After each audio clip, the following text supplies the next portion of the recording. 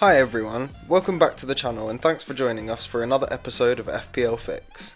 Game Week 33 brings another double game week for 4 teams and it could be the last one of the season, so expect chaos and chips galore again this week. My name's James and as always I'm joined by Patrick.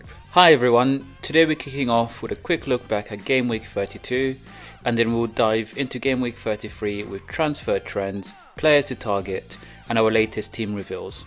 If you find this video useful, give it a like, hit subscribe, it really helps us out. And now, let's get into it. So, we both hit 79 points this week, and that did result in green arrows all round, but we got there with very different teams, plus completely different chips and strategies.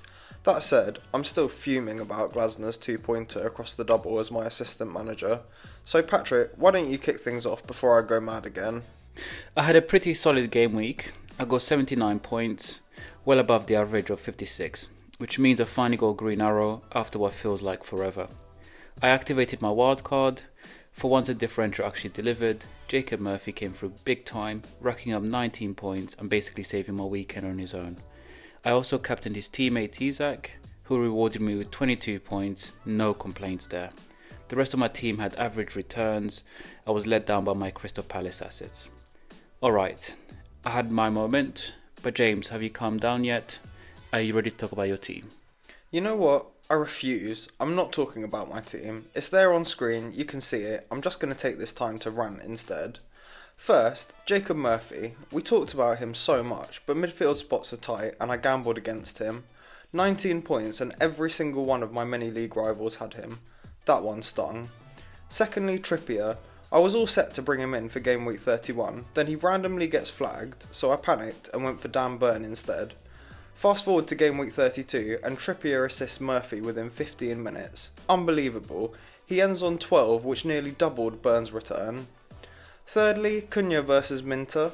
Once I'd locked in my decision to free hit in 33, I nearly brought Cunha back in, but in the press conference we found out he wouldn't start, so I went with Minter. Cunha played 20 minutes off the bench and scored, while Minter played 70 minutes and blanked. And lastly, to top it all off, the assistant manager chip. I had 3 strategies in mind, but I always planned on using the chip in 30, 31 and 32. Before the doubles were announced, I was convinced Pereira was a great pick and he was my number 1 choice. Once the doubles were confirmed though, it was then between Howe and Glasner for me. I leaned towards Howe, but then there was a chance of 3 table bonus games for Glasner at the time of playing the chip in 30, and I just couldn't resist it.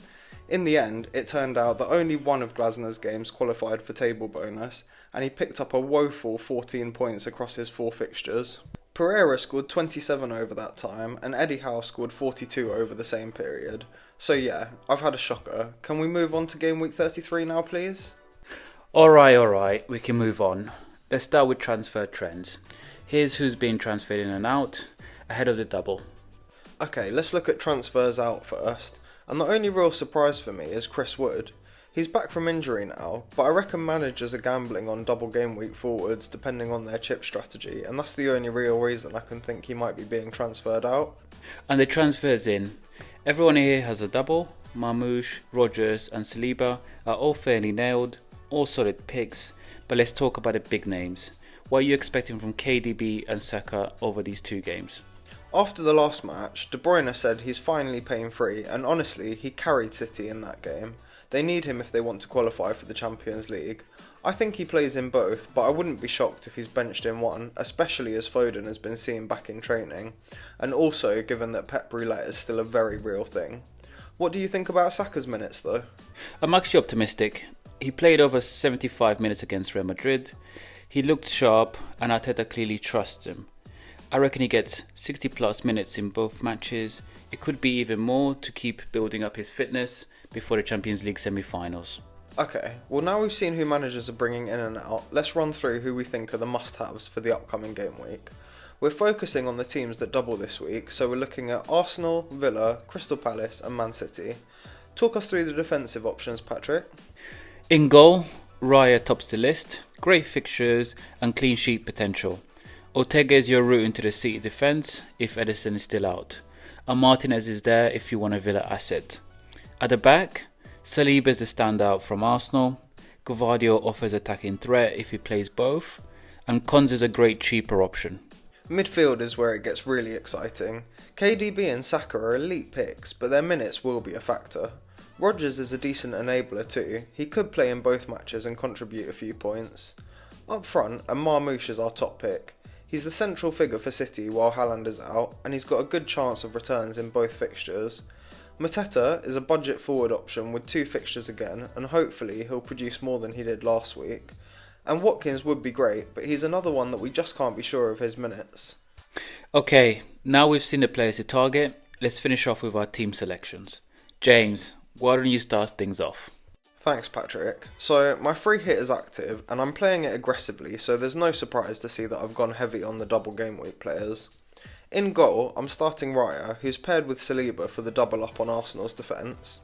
I've added Gvardiol and Konsa to round off the back line.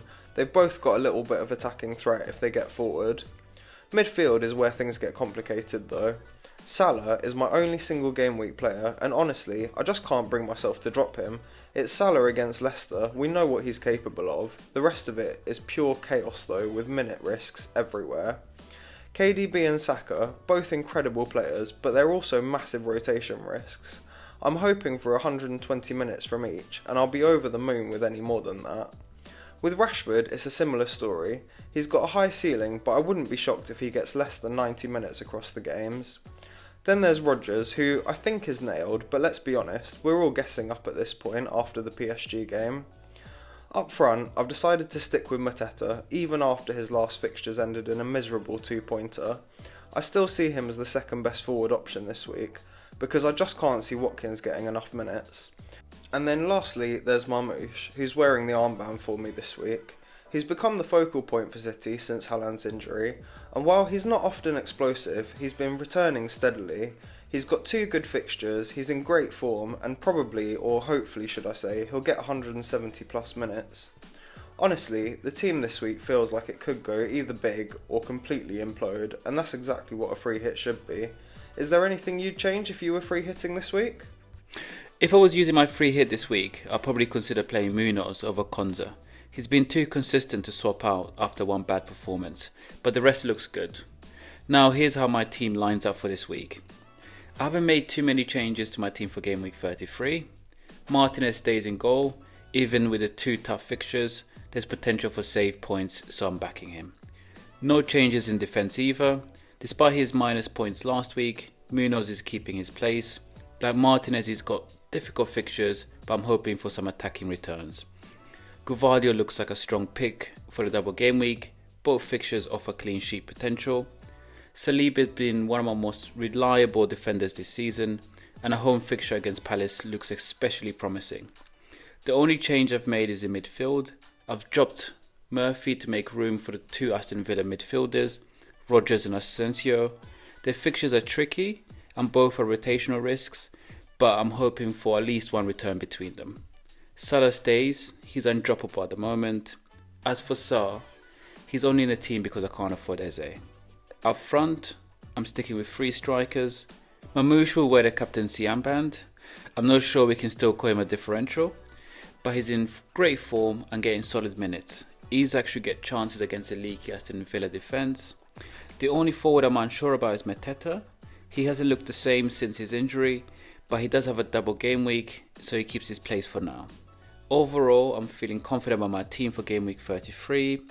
I've got a good number of double game week players, and I'm also considering using my bench boost to really maximise my returns. Okay, well that's everything from us this week, and just a heads up, the deadline is tomorrow at 1:30pm UK time, so make sure your team's locked in before then. Yeah, don't get caught out, and let us know in the comments what your plans are for this week. Are you using any chips? We want to hear about it. And as always, if you enjoyed the video, hit the like button, and if you're new around here, subscribe to the channel for more FPL content every week. And make sure to follow us on X at Weekend Fix. We'll be posting last minute updates and tips as we get closer to the deadline. Good luck for the game week, thanks for watching everyone, and we'll see you next time.